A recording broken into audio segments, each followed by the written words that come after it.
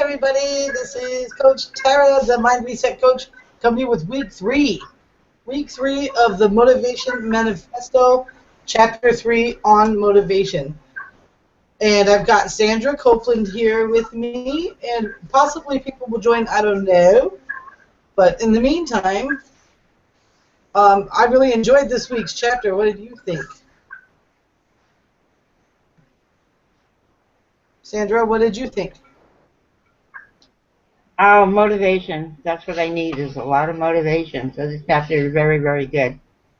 I enjoyed reading it, and I don't know, it's just, you have to take action, use your mind with or without conscious guidance, filters through various thoughts, feelings, and experience, and choices from them instead of reasons to do or not to do something. Actually, what I really got is, and to get freedom is motivation, and fear can be a motivation too. That's all I can think of right now. Well, yeah, I enjoyed this week as well, quite a bit. I'm looking forward to next week. Let me see here. I underlined so much. I want to make all these memes, I underlined so... Look at this. Can you see this? Look at this. Oh my God. You really underlined a lot of stuff there. That's just one page. I have one, though, that I labeled Boom Shookies. Boom Shookies, see that? So let me read it. Greatness belongs to those who have mastered the ability to focus relentlessly on their ambitions and act decisively towards them. And I got one marked, ooh. And that one says, this one's good. I'm going to make a really cool meme about it. We cannot attract or have that which we do not act on. Part of the word attract is act, right? It's going to be a meme. I think what I got from this chapter was that no matter what's going on, no matter how things are, that it's your responsibility to relentlessly keep your environment, and that's mental, psychological, physical environment, clean. So that when you do have downtime, it's not devastating downtime. That the people that persevere through the hard times have success. I spent a lot of time in my 20s and my teens, obviously you know this, when downtime, when bad things happened, or things that I perceived to be bad things or painful things, instead of going through them, I would medicate. You know what I mean? I did drugs. I drank too much and whatnot, all that fun stuff. I ran away from it instead of just tackling it and moving through it. And that in order to really, truly be free, you have to master the ability to move through tough times with a clear mind. You know what I mean? Like I said, the clear mentality, the clear psychology, the clear, spirituality, the clear house, the clear friends list, the clear, you know what I'm saying? Because you never know. You might be able to ignore negativity when you're in a good mood and have no problem not noticing it.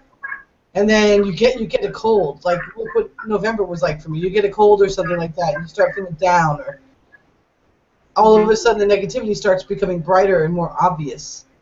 That it's really important to be as diligent, as we can, so that we can move in the quickest manner as possible.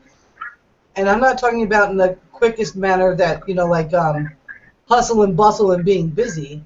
I'm talking about speed. The real speed that's supposed to be part of your existence. Not the, it takes so long to make something happen, or why is it, I notice I notice people, will say things like, "Oh, why does this always happen to me?" Or once I get going, something gets in the way. Da da da da da. Reality, like your best self wants you to speed towards it, and once you get there, it wants you to continue to be diligent about it. You can never be at your fullest potential because as soon as you hit one level of potentiality, you are automatically in motion towards your next level. Poor people will call rich people that desire to become richer greedy because they refuse to accept the fact for themselves that you should never settle. Mhm. You notice that? I notice poor people say that all the time. I know recently a really awesome thing happened, and I thought it was a really great thing on the surface.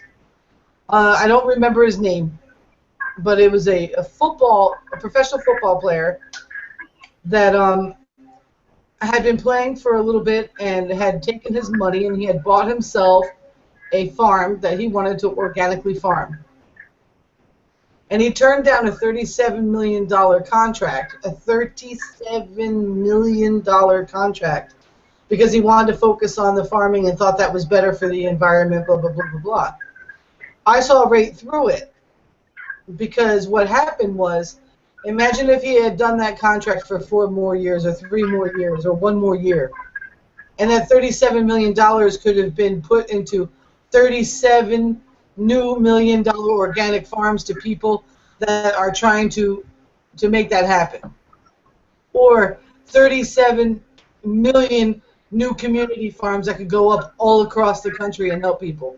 He let a total opportunity to be even better pass him by. And in short, shorted the universe, the world, of the greatness that he really could have provided. You know what I'm saying? Why not keep reaching for more? You know what I'm saying? Do you see what I mean? Even if he never personally spent a dime of that $37 million contract, that $37 million could have made a world of difference in this country when it comes to food. And that was his thing. People are not eating right. Do you agree? You see what I'm saying? Yes, I think that we have to realize that it's our choice. Our happiness, sadness, anger, love is our choice, and we have to discover that we can control the level of motivation Mm-hmm. by directing our own minds. Um, again, like I said before, meditation helps a lot.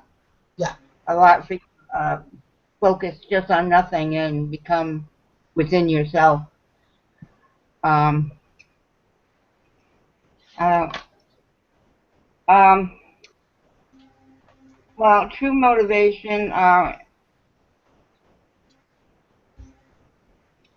If everybody was really motivated,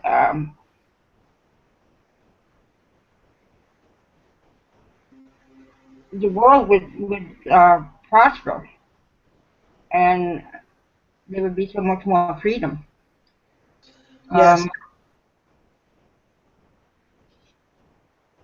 well, you have to really find out what is within you to motivate you to do whatever it is that you really inspired to do.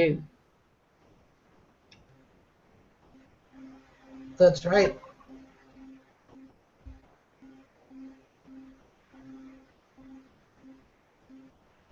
It's sad because a lot of people, everybody included, I guess, even you and I don't know, we allow too much garbage in our life, and we don't. It's really important that we hold on to the motivation. It's really, really important that downtime is one thing, but taking too much downtime is a whole nother. Going off track or using your circumstances as an excuse, and it's very, very, very, very prevalent to me in this chapter that the amount of responsibility. How they always say freedom equals responsibility. That's where it lies. If you can't stay on track to pursue your dreams, then what are you going to stay on track to pursue? Yeah, we have to be more clearer on and more committed to what we really want. That's right. That's right. And he does a really We good need. job of describing that, that sometimes during our pursuit of our goals that we pursue through the hard times of it. So well, he puts an example, the triathlete that wants to go to that wants to compete in a triathlon. He doesn't just decide he wants to do that and just sits around and he's happy about it. He first imagines in his mind that he's going to complete it and possibly place where he wants to place. Then he proceeds to train and push himself harder and go harder at it. So Uh-huh. part of freedom is pain. Fear can only be a motivator if you are able to recognize it and switch away from it. Otherwise, it'll kill you. If you're consciously aware of yourself and you notice when you start to feel fear, and you can stop where you are and tackle that right then and there, then it is a motivator. But outside of that, Yeah. I think if you pursue higher goals, then we energize ourselves to pursue them. If we have a higher goal, I think. say that again. Our minds begin to form the beliefs and behaviors needed to make our ambitions a reality. I feel like you're saying like half sentence. Maybe I'm not sure.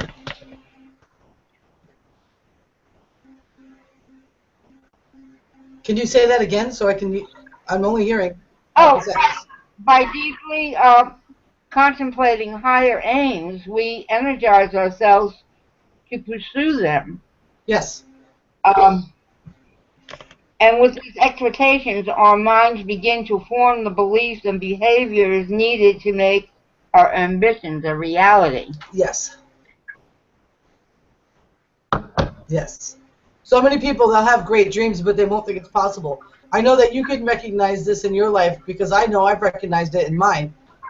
Where you have a great idea and you have a fantastical dream. That was one thing I really loved about dreamscaping in the apprentice level at the ILN network. Yeah. Was I finally felt like I was free to really freaking dream Hmm. again. You know what I mean? Like a child, to be childlike with it. Because throughout growing up, every time that I had a really big dream, there was always someone. And regardless if I respected their opinion or not, I heard it all the way through. That, oh, no, that's not possible. You can never do it. No. What do you mean it's not possible? We've got motivational speakers that go around the world teaching people how to be happy with themselves with no arms and legs. What is it that's not possible? There's nothing not possible. So Uh-huh. there's allowing yourself to dream it bigly, and allowing yourself to believe the outcome can be positive. It's, during the process, of course, there are certain levels of times where you have to reset your level of expectation, but that's only part of the journey. That's not the whole journey. That's only part of the journey.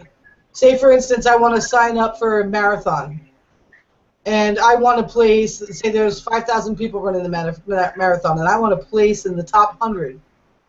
And I do the marathon, and I actually run the whole thing. And I end up in the 400th percentile, where the 400 people came through. Does that mean I quit striving for being in the top 100 people to finish? No. It means I do it again. Hmm. You know what I'm saying? So it's kind of like when a child is learning how to walk, they don't give up learning how to walk because they fall down, I don't know, approximately 50 billion times. They don't just say, that walking shit, that's not for me. They don't do that. Yeah. So when we can be more childlike with our dreams and our expectations, to have great expectations, to believe it will work out, you will bring that about more often. But so many people that will say things like, Well, every time I have great expectations, something happens. And, well, it's because you're saying that right now. It's because you're literally, every time that you tell your brain something, it doesn't know anything but to gather information, like you just read, on how to make that come together right. How to get that to come together so that you can improve yourself, so that things start happening for you. And outside of what your brain and the universe is conspiring for you for, it's up to you to meet the efforts of your mind and your universe or your God with your own personal action. Yeah. And stop allowing people to tell you, no, that won't work out. You can't do that. Reality is overrated. And people that like to come at you from a place of reality when you're trying to declare your dreams and state your purpose are the people that'll never be good enough to tell you or counsel you on what it is that you're doing. Mm-hmm. So I think that maybe I'm focusing on that because I find that's probably maybe my hardest thing for myself personally is not taking into consideration what other people think as often. Other people, I don't know, or maybe I don't know if it's so much now, but I know that it's affected me in my life. Mm-hmm. And I think staying focused is very important, and a lot of people lose the focus. And only if you have the ability to focus on your ambitions and act decisively towards them, mm-hmm. to stay motivated, and you can't let these outside forces Get in your way. paralyze you. I don't know, I totally agree. because you are your creator of your own dreams and your own everything is your choice, Yep. and anything else is an excuse or fear or whatever. Yep. Maybe you don't want to be free. You know, That's right. maybe you want to be Most people don't. freedom. They don't care for it. They don't. They don't. They might want to think that they live in a society that's free, but when it comes down to reality and their personal freedom, they are not interested at all. Like, listen to how we were brought up. You have to go out there and get a good job. A good job doesn't equal freedom, Mm-hmm. especially if you hate it. And then when say you do have that good job, and you express the want or desire to that you don't want to be at that job anymore, you want to do something else. But that's not the job for you, that you're unhappy with your life being at that job. All your friends and family turn around and say, but you had such a good job. I remember clearly hearing that when you were getting beat up on about when we moved to New York and you had a job at the um, telephone company. I heard more than I can count. Oh, your mom had such a good job back then. If she only stuck it out. You were going to be Yeah. replaced in a matter of 10 years. And that good job would have been shit. There are no operators anymore. You know what I mean? It was quick. You know what I'm saying? But I remember that. All you need to do is get a good job. All you need to do is get an education. And if it doesn't make you happy, you're not free. I don't care if you're able to. I mean, poverty is not freedom either. Don't get me wrong. That sucks. Mm-hmm. Poverty's overrated, way overrated. But being stuck in you know how many people stay at Publix because it's a good job? It's the worst job I ever had. And I'm not the only one that feels that way. The thing is, they are totally sucker punched with certain benefits that don't happen other places. That they totally take advantage of the people. It's kind of like a battered wife that receives diamonds every week from her husband. She's not going to leave the marriage because she's receiving diamonds. And her friends think she's lucky because she got a new BMW for Christmas. See what I'm saying? Mm-hmm. Yeah. So, wouldn't that woman be freer in a shelter away from him and lose all of that bullshit? That's how public, that's how that is. And a lot of jobs are like that, especially in this economy. They leverage, they use that word, this economy, all the time. When places like Publix and places like Walmart and places like Apple, will go even better jobs than that, are seeing record-breaking profits they never experienced it since the history of their company. And they still use that as an excuse against their slaves that they name Uh-huh. the little prizes in front of, and those slaves know that they can't get that somewhere else or risk utter poverty. So it's important that we be strong. And I'm going to read this one little part here. I'm going to put my readers on because I can't see anymore.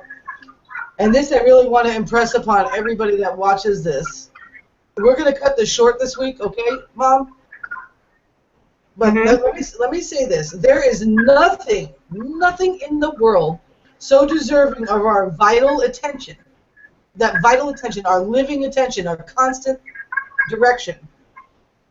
For it is in the millions of the in-the-moment decisions, in that very second, decisions made throughout our lives, our day, either directed by a motivated mind that bends towards personal freedom or left to the default impulses that bend towards fear. That we create our identity. Fear wins or freedom wins. There's no in between. There's no purgatory. There's no middle ground. You're either living exactly how you want to live, and then every day you make a certain decision to do something. That's why it's important when they talk in law of attraction, they talk about acting on impulse. They're not talking about acting on, um, being stupid. You're working on something, you're working on a project, and you really need to focus, and sometimes it's painful, and you don't want to focus, and you got to work on it, and you get an impulse to go out to the bar and get drunk. That's not what I'm talking about. I'm talking about those impulses when it's like, you know what, I really should just go for a walk right now. Or I should, you know what I mean? Why don't we, Uh-huh. you know what I'm saying?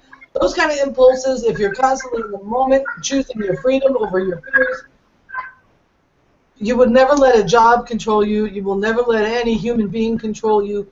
And you will always be moving towards your dreams with speed. So no matter how much it hurts right now, it can't hurt not even close to as much as it would hurt if you allowed fear to run your life. You can Mm-hmm. live unhappily and be in pain. So if you're already in pain and you already know it and you know that the life that you're leading right now is not going to lead you out of that pain, then you might as well stay in the pain a little bit longer and get her done. And all of a sudden you're going to it's going to be like being born. Speed, God loves speed. Money loves speed. Success loves speed. All the good things in this world like speed. They love speed. So every time you make a decision, if you analyze it against what your higher power is, that's how people overcome addiction. They become really good at making those decisions every second. Sometimes, you know how they say in AA, one day at a time? Sometimes it's more like 1 second at a time, 30 seconds at a time. One you know, moment. in the moment. I can't remember who it was. If you live in the past, you are sad. If you live in the future, you're anxious. Oh, if you live in the past, you're guilty. Or if you feel guilty, you live in the past. If you feel anxious, you live in the future. If you feel happy, you live in the now. So embrace your personal freedom right this second. Keeping your mind on the prize. Keep your eyes. There's a reason why horses wear blinders in the race, because all the bullshit on the side will distract them from the finish line. And you got to be relentless about letting people go. You got to be relentless about letting situations go. You got to be relentless about letting anything go that doesn't suit your higher power, your best self. That's how you stay motivated. Mm-hmm. Is there anything else that you want to say that struck you in this chapter? Because I want to wrap it up. You have to have a free and conscious mind, and if you have to do that every moment, every minute or every 5 minutes, be conscious of what you're doing and be in control of that. Yeah. I and stop looking for excuses for whatever else. Um, I don't know. I think we got it. I think this chapter was, it was almost easier than last chapter because fear is, it can be disguised in so many ways. But motivation, we know when we're consciously choosing something away from our freedom. We know it. We Uh-huh. do. We know it. And it's just a matter of having the courage in our own hearts to move towards the freedom. Mhm. So next week, no, it's section 2. We're on a whole new section. The Ooh. declarations. And our first declaration is we shall meet life with full presence and power. Aha. Let's see how long it is. Yep, it's long enough. Okay. Full presence and power. Next week, same bat time, same bat place. Sound good? Mhm. All right. And I'm going to promote this a little harder in the group next time Ooh. because I know people want to go. They're just not going. They're just forgetting about it, you know? And I'm not in there enough to. But I know that, well, whatever, it doesn't matter because we're making great videos anyway for it, and people can listen if they can't be there. I'll see you Okay. later. Bye!